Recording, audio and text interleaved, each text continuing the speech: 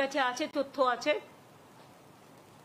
আমরা প্রত্যেককে ইম্পর্টেন্ট যারা জড়িত, পঞ্চায়েত থেকে শুরু করে, আরবান থেকে শুরু করে, মিউনিসিপ্যালিটি থেকে শুরু করে, ডিএমই থেকে শুরু করে, ডিএইচএস থেকে শুরু করে, বিশেষ করে এই ডিজিজের ব্যাপারে যোগীরাজ থেকে শুরু করে আমাদের health department, MSME department, police department, সকলে, চিফ সেক্রেটারি, হোম সেক্রেটারি, আমরা সকলকে নিয়ে কলকাতা কর্পোরেশন থেকে শুরু করে পঞ্চায়েত, রুরাল সব ডিপার্টমেন্টকে ডেকে মিটিং করে আমরা প্রস্তুতিটা সেরে রাখলাম।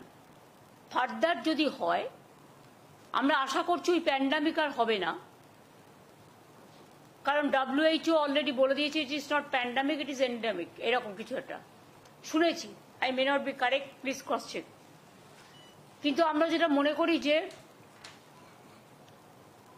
সতর্ক আমাদের থাকতে হবে, কোনো প্যানিকই ক্রিয়েট করা নয়।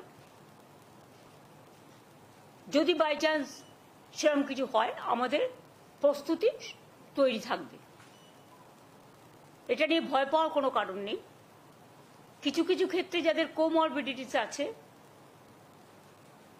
যাদের লাংসের প্রবলেম আছে, চেস্টের প্রবলেম আছে, হার্টের প্রবলেম আছে, বা অন্যান্য নানা রকম প্রবলেম থাকতে পারে, এবং sometimes ageing is also the factor. সর্দি কাশি হলেও আমরা ভাবি, সর্দি কাশি হলেও একটা বুকে কফ জমে থাকলে শ্বাসকষ্ট হয়, যার জন্য নেবুলাইজার করা হয়, করে ওটাকে ক্লিয়ার করা হয়।